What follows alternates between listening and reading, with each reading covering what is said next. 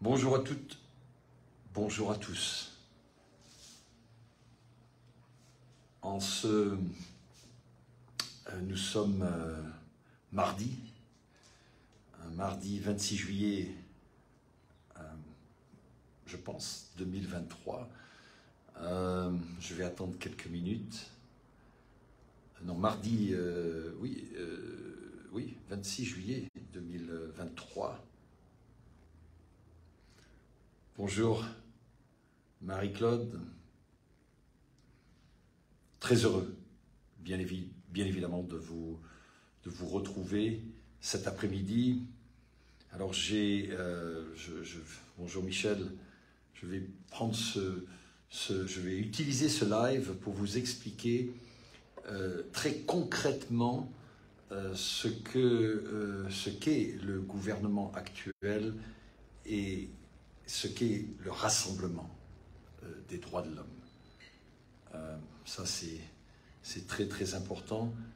Je me permets de m'absenter pendant une petite minute, si vous me le permettez. Je reviens de suite.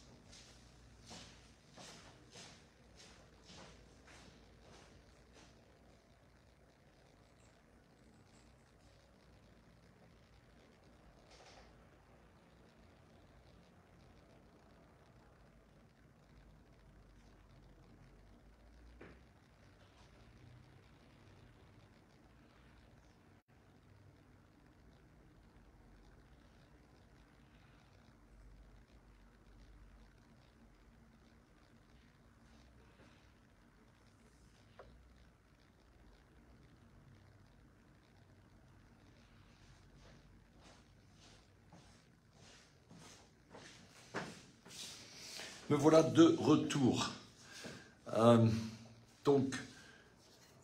Bonjour Antero, bonjour Marie-Hélène, bonjour tout le monde. Je crois que je m'étais aussi trompé. Nous sommes bien le 26 juillet, mais nous sommes mercredi, non pas mardi. Voilà, petite rectification.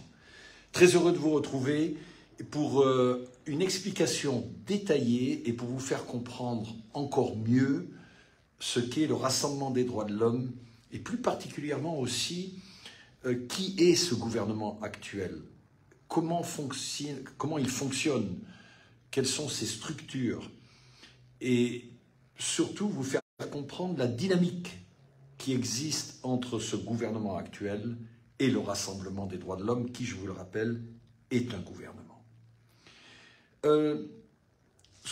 La manière la plus simple que je puisse expliquer ce gouvernement actuel, je vais faire référence à une mécanique. Vous avez dans le gouvernement actuel cette institution que vous élisez tous les 5 ans. On sait que ce gouvernement aujourd'hui veut passer un septennat à partir de 2027, mais peu importe. Vous élisez tous les 5 ans aujourd'hui un gouvernement qui fait partie. Et je vais faire une comparaison à une mécanique qui est la mécanique officielle. Et je vais vous expliquer comment fonctionne la mécanique officieuse. Ce que je vous explique là, personne au préalable vous l'a fait. Aucun homme politique, aucune personne du gouvernement ne vous donnera cette explication. Car cette explication vous a été littéralement spoliée.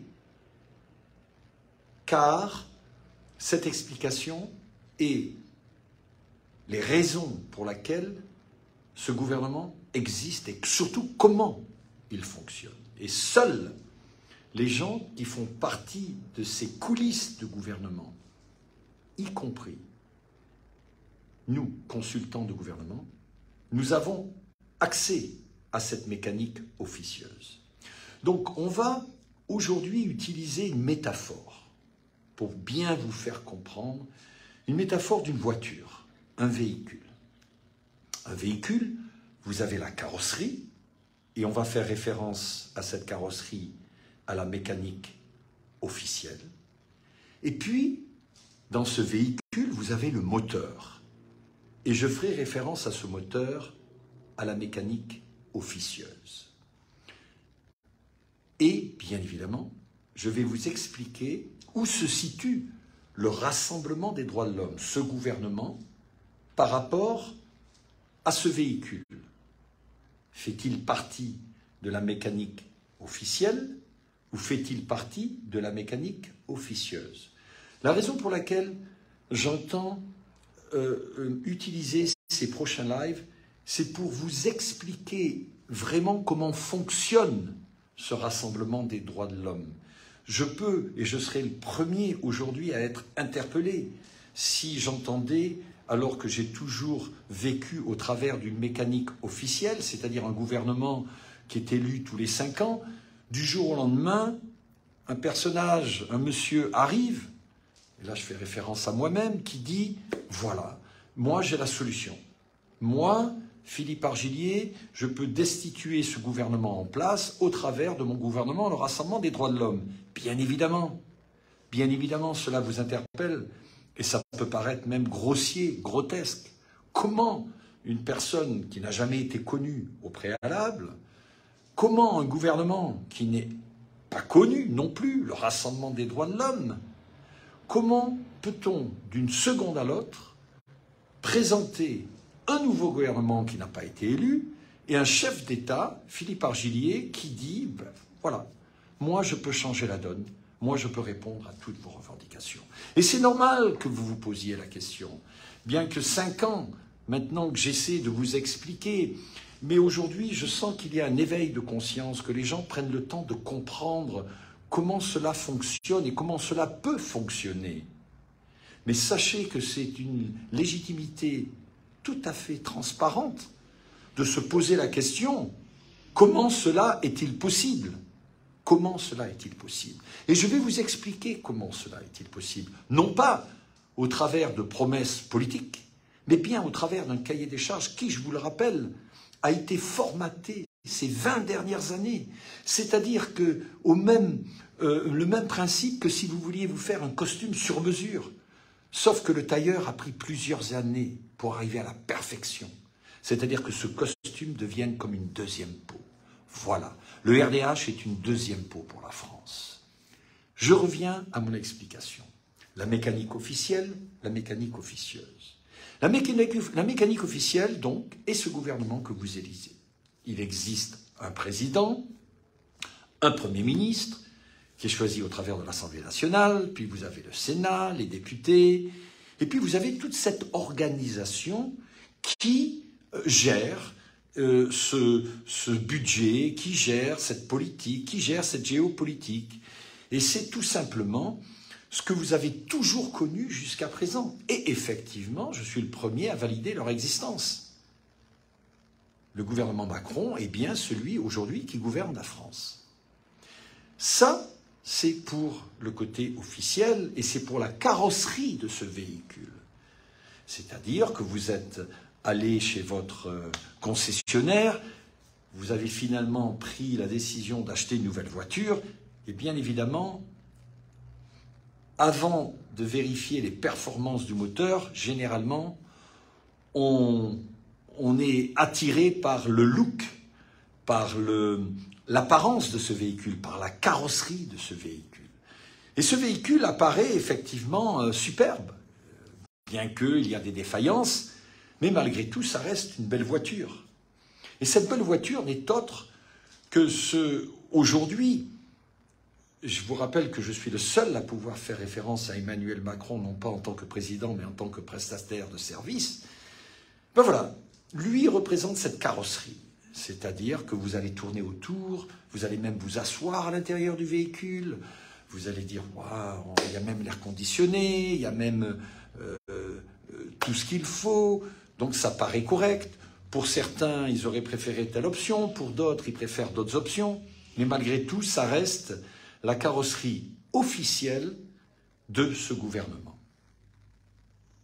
Mais le moteur. Et c'est intéressant, parce que ce moteur est toujours caché sous le capot. Et en ce qui concerne ce véhicule, on a fait quelque chose qu'on ne fait pas chez le concessionnaire. On a fait en sorte qu'on ne puisse pas vous montrer le moteur de ce véhicule. Voilà. Et là, se trouve la mécanique officieuse. Alors la mécanique officieuse, c'est celle qui va sortir ce véhicule de chez le concessionnaire, car c'est le moteur. Vous allez finalement pouvoir, assis dans votre véhicule, aller en ville et prendre l'autoroute. Mais qui fait bouger cette carrosserie? C'est ce moteur. Alors, cette mécanique officielle est parfaite, car on a su vous vendre ce véhicule sans même parler du moteur de ce véhicule. Je répète, on a su vous vendre ce véhicule de par sa carrosserie, mais on a omis et on a fait en sorte de ne pas parler du moteur de ce véhicule. Et là se situe, une fois de plus, la mécanique officieuse. Alors ce moteur, dont on vous a caché l'existence, parce qu'on ne vous a pas demandé à vraiment connaître si c'était un 4 cylindres, 6 cylindres, 8 cylindres, 12 cylindres, 16 cylindres, même certains véhicules, à partir du moment où la voiture roule. Mais on vous a surtout berné par toutes les options, par tous ces détails de la carrosserie, par ces emplacements à l'intérieur du véhicule où vous pouvez mettre vos lunettes, vos bagages, le coffre. Mais pas une seule fois on vous a parlé du moteur. Alors moi, je vais vous dire ce qu'est le moteur. Et là, c'est la mécanique officieuse. Ce moteur du véhicule n'a jamais été construit en France. Jamais. Ce moteur a été construit et est construit dans les pays étrangers. Voilà la mécanique officieuse. Et ce moteur, qui est façonné, construit pour ce véhicule, cette carrosserie qui se situe en France, on va faire en sorte de mettre la cylindrée et on va le construire autour des priorités, non pas des carrosseries, de la carrosserie qui se vend en France, c'est-à-dire ce gouvernement qui se vend tous les 5 ans, qui essaie d'attirer votre attention au travers de promesses politiques. Et vous, étant donné qu'on ne vous a jamais vraiment parlé du moteur, vous élisez la carrosserie. Mais par contre, ce moteur qui fait tourner et qui fait rouler ce véhicule a été construit non pas par rapport aux priorités de la carrosserie française, mais bien par rapport aux priorités de cette géopolitique. Comprenez-vous maintenant comment fonctionne ce gouvernement? Donc vous avez aujourd'hui un moteur, où vous avez des ingénieurs qui ont construit ce moteur, qui l'ont, mais jusqu'au dernier millimètre,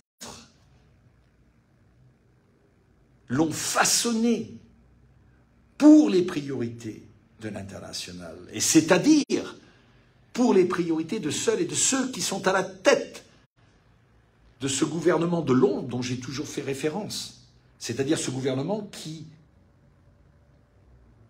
met en place ce moteur construit à l'étranger dans cette carrosserie façonnée en France.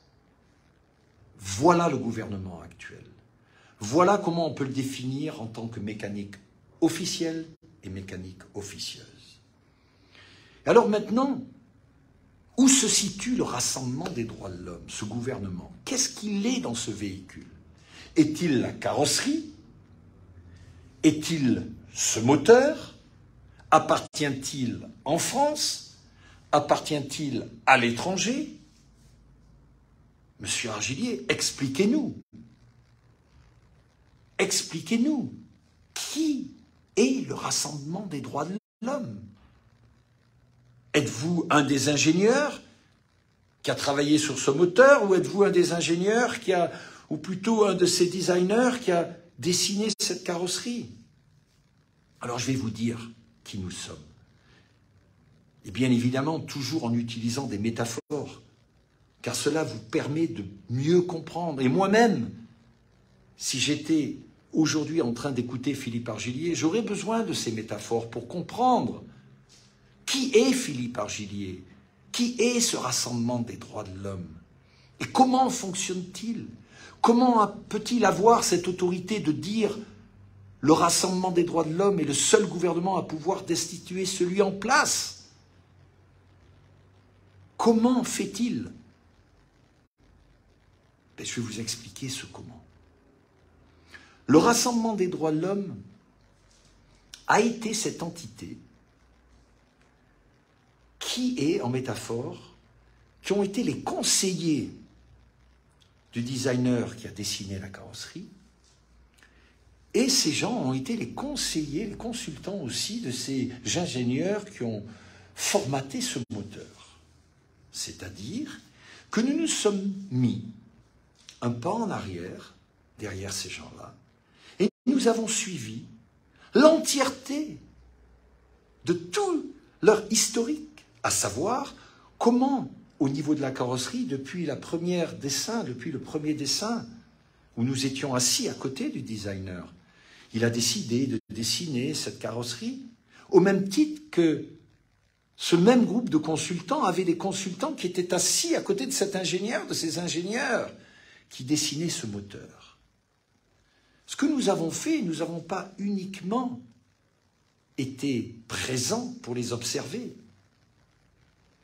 Nous avons en toute légalité, je vous le rappelle, la première banque de données a été fondée le 8 novembre 2001 avec l'aval du gouvernement africain, qui était lui le premier impliqué dans cette banque de données. Nous l'avons fait uniquement par mesure de protection pour le président et pour sa population et pour la géopolitique. Parce que nous étions là les premiers témoins à voir comment se dessinait cette carrosserie et comment se formatait ce moteur.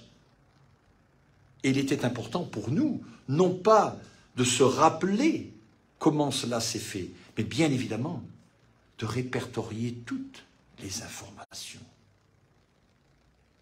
C'est-à-dire, aujourd'hui, le Rassemblement des droits de l'homme est une entité qui a pu mettre en place, sous un même toit, la carrosserie et le moteur, à la seule différence que nous avons choisi, nous, des ingénieurs qui ne sont pas là pour formater un moteur pour celles et ceux qui ne sont pas assis dans le véhicule, c'est-à-dire vous, Françaises et Français. Non, le Rassemblement des droits de l'homme a décidé à ce moment-là de formater un moteur pour les passagers de ce véhicule. Et cette carrosserie, pour nous, n'est plus d'actualité. Et je fais référence aussi à la Ve République à ce moment-là. Je fais référence à l'Assemblée nationale. Je fais même référence au Sénat. Tout ça n'est plus d'actualité. Il faut que vous le compreniez. Si vous voulez une fois pour toutes le vrai changement, non pas au travers de promesses politiques, mais bien au travers d'un cahier des charges qui a été formaté à la virgule, à la seconde près. C'est ce couturier qui a finalement pu, au travers de son génie, au travers de son art, au travers de son expertise, vous dessiner un costume sur mesure qui était une deuxième peau, ou une robe sur mesure qui est une deuxième peau. Donc voilà le Rassemblement des droits de l'homme. En quelque sorte, c'est un véhicule entier qui a été mis en place sous un même toit, sous les mêmes priorités qui sont celles des droits de l'homme, des droits de la femme et des droits de l'enfant. Donc aujourd'hui, je suis le seul à pouvoir avoir cette autorité. Et c'est vrai que d'avoir une telle autorité, toujours étant censuré des médias, mais cette censure n'est-elle pas la preuve de leur culpabilité? Cette censure n'est-elle pas la preuve de leur culpabilité?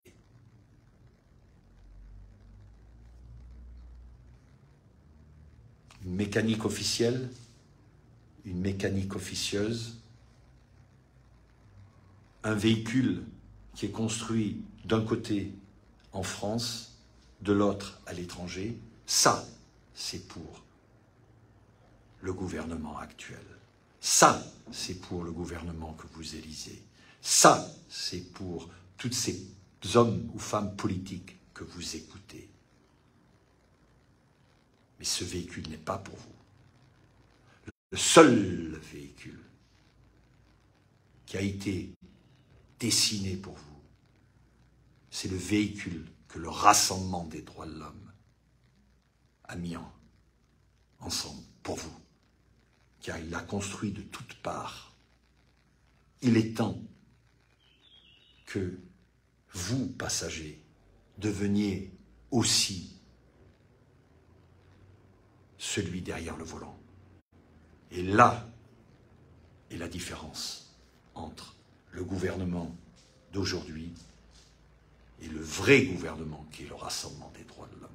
C'est que pour la première fois, nous autorisons et nous mettons en place, derrière le volant, un ou plusieurs passagers du véhicule. Car c'est à vous de conduire ce véhicule. C'est à vous de décider si vous voulez aller plus vite ou moins vite. C'est à vous de décider si vous voulez tourner à gauche, à droite. C'est à vous de décider si vous voulez aller de l'avant ou reculer un peu. C'est votre véhicule. C'est votre avenir. C'est votre sécurité. Donc, il n'est même plus question aujourd'hui de se demander pourquoi aurait-on besoin du Rassemblement des droits de l'homme? Si vous vous posez encore cette question, posez-vous alors la bonne question, à savoir, pourquoi avoir besoin de manger? C'est pas nécessaire. Ou de boire, autant de plus boire, autant de plus manger, autant mourir. Mais vraiment, j'insiste, mourir. Et malheureusement, à cause, aujourd'hui, de certaines décisions de ce gouvernement, en particulier, et je ferai référence à la plus récente intervention qui était ce Covid, nombre de gens meurent à cause de cela. Des injections qui n'étaient pas des vaccinations. Donc voilà. Aujourd'hui, le Rassemblement des droits de l'homme, Philippe Argillier, son porte-parole, en définitive, je suis le nouveau concessionnaire de véhicules. À la seule différence, de par nos banques de données, on n'a même plus besoin de vous vendre ce véhicule. On va vous faire cadeau de ce véhicule, clé en main. À vous de le conduire et d'aller dans la destination où vous voulez. Car c'est vous qui décidez. Car la véritable République, c'est la souveraineté du peuple. Je vous aime beaucoup et je vous dis à très bientôt. Au revoir.